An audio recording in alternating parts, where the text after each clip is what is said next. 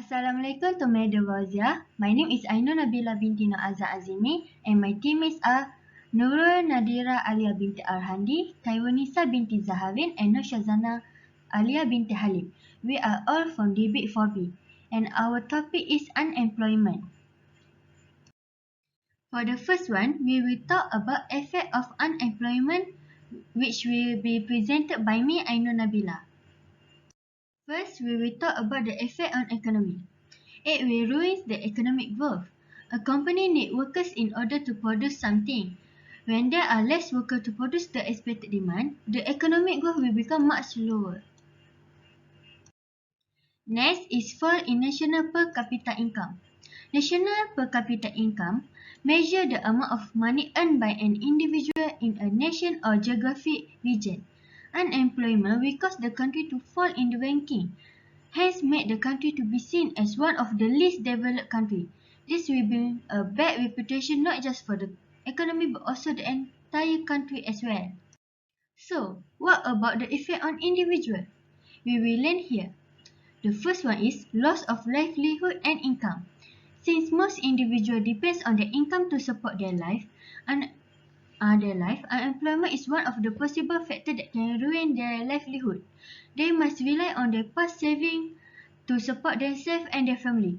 If conditions get worse, they may also need to borrow money from close relatives or friends, which could cause a further conflict between them because one cannot always rely on someone else's money. Besides that is loss of job skills. Skills are meant to be polished frequently since they can deteriorate if not used for a long time. Since the individual does not have a job to use their skill for, their skill will just go to waste. In order to get back their skill, they need to train harder, which will waste their time because it could have been maintained if they have a job. So, we have looked the effect on the economy and the individual. How about society? So for society, the first one is family dispute. This mostly affect people that have a family to take care of. Without an income, they could not support their family. In a long term, this could ruin a whole family because in this era, money is everything. Nothing is free, especially education, healthcare, and the necessary needs for living. If this keep on going for a long term, it will affect the next generation of the family with poverty. Other than that, it will cause social problems.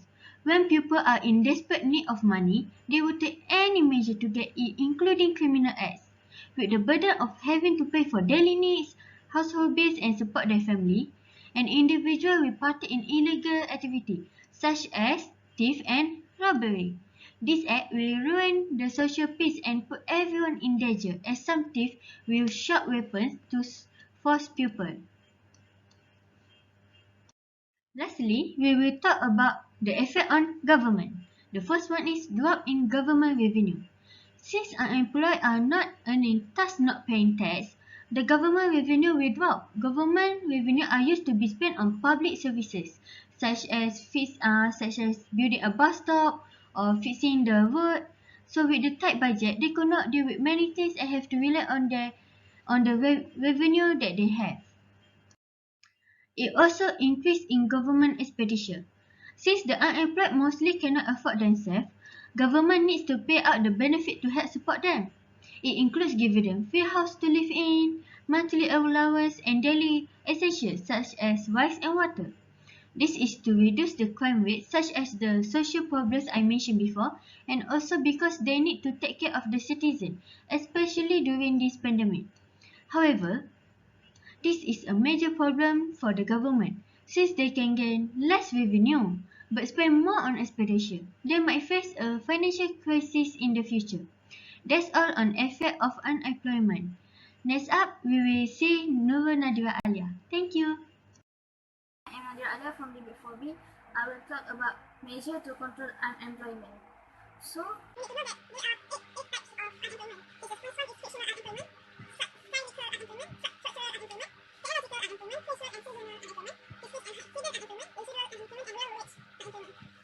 next, methods to control unemployment from monetary policy.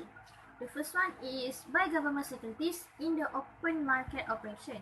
As you all know, open market operation is the buying and selling of government securities in the open market by the central bank. So as to influence the size of commercial banks deposit in times of deflation, the surplus of money has to pump up into the economy. The central bank will buy government securities from the commercial banks and individuals. Payment rate will increase cash reserve of commercial banks, and thus commercial banks can create more credit. As such, there will be more money spent by the public in the economy. The money from the sales can be used by the government to sustain its expenses when its expenditure exceeds the revenue from the taxes collected. And the second one is decreased bank rate or discount rate. The bank rate will be reduced as more money needs to be pumped into the economy. With a lower bank rate, the cost of borrowing is lower, thus more will borrow and more loans will be approved. And then the flow of money from the commercial banks to the public will increase. When there is a recession, the central bank can also decrease the discount rate. And from the point of selective credit controls, the main purpose of performing selective credit control is to ensure that commercial banks provide loans and make investment in accordance with government aspiration. So, the first method is reduce control on credit mortgage. Control on credit mortgage is control of loans on buying property through mortgage. During recessions, the central bank imposed relaxed mortgage conditions to encourage the public to buy properties and thus encourage a mortgage credit creation process. And the second point is reduce control on credit installment. Control on activities of credit installment affect the processing of goods through loan and installment. During recessions, relaxed credit installment terms such as minimum reduction of advance payment and the extension of repayment period will promote the activities of credit purchases. Fiscal policy is the government can implement an expansionary fiscal policy by increasing government expenditure and reducing the tax rate. And so the first point is increase government expenditure. Through expansionary fiscal policy, the government increased its expenditure. As for example, increasing expenditure to retain those being retrenched. The government will also increase public spending by undertaking public works program. And the next point is increase transfer payment. Increasing transfer payment, for example, increasing payment to those affected by recessions is another strategy, as they will now have money in their pockets, thus increasing their spending, which will eventually increase aggregate demands in the economy. Similarly, the government can help those being retrenched by giving unemployment benefits. Method from direct control policy, which is two measures to overcome frictional unemployment. The first one is disseminate labor market information, which is information from employment opportunities may be disseminated through various channels such as mass media and internet. And educational institutions can also conduct counseling and career talks for the students to expand their knowledge of career fields that can be pursued based on their interests and abilities. And the second point is increase labor mobility. Labor mobility is divided into two, which is occupational mobility and geographical mobility. Occupational mobility of labor refers to the ability to move from one job to another job. And geographical mobility of labor refers to the ability to move from one place to another.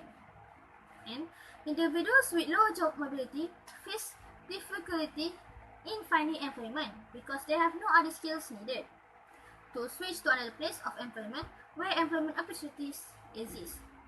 And from that, labor mobility should be improved through training to equip workers with other skills and enable them to adjust themselves in accordance with the requirements of the labor market. Next, measure to overcome the structural and technological unemployment is, the first one is upgrade of skills and technical education and retraining. So, The establishment of centers such as Industrial Training Institute, Advanced Energy Training, and Japanese Malaysia Technical Institute also provide training to school leavers with the skills needed by the industry.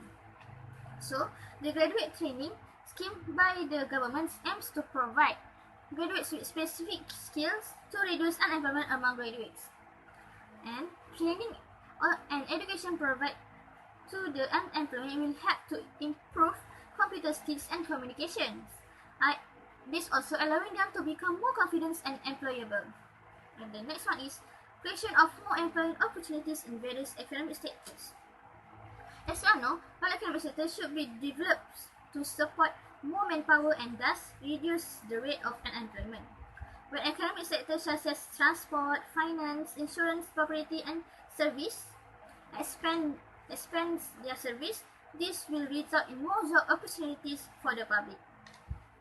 And is measure to overcome the casual and seasonal unemployment. The first one is diversify economic activity.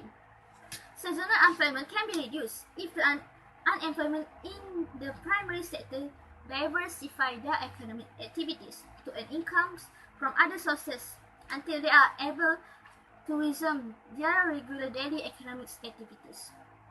For example, fishermen who are unable to go to sea during the monsoon seasons may be involved in small business such as cracker production or sale of cakes. The government also can provide financial assistance through government agency to the parties concerned. And the next one is development of new land. The opening of new land for the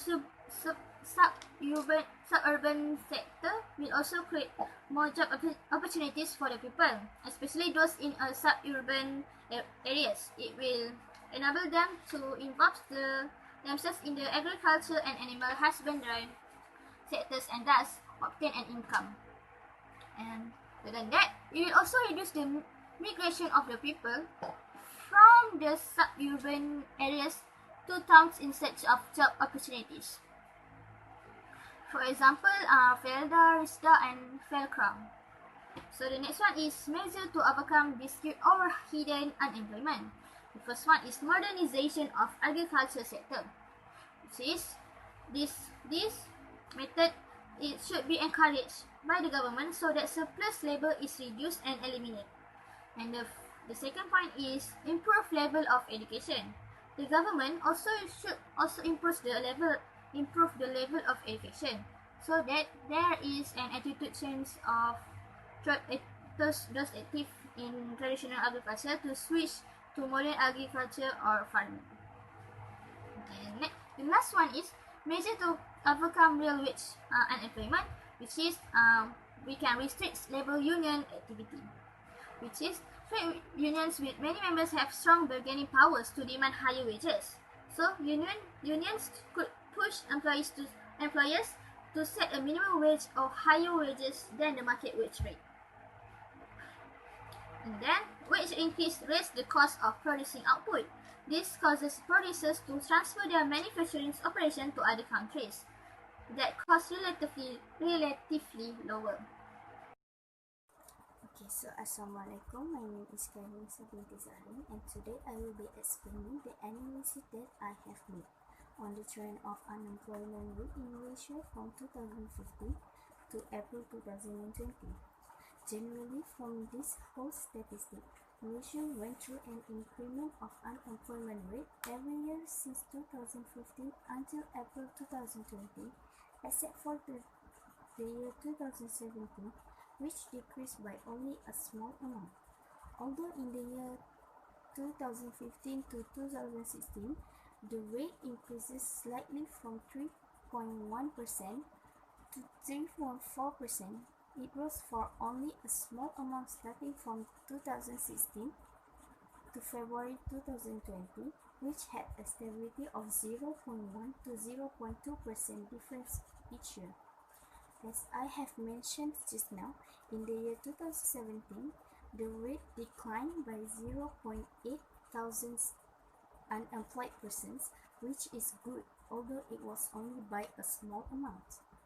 Drastic changes begin began after the closure of operation for most businesses during the Movement Control Order or MCO in relation to the COVID-19 pandemic on March 2020, where we can see that the unemployment rate increased drastically from February 2020 to March 2020, which is from 525.2 thousands to 610.5 thousands of unemployed persons, which is 0.6 difference, and spiked to 778.8 on April, which is 1.1% difference.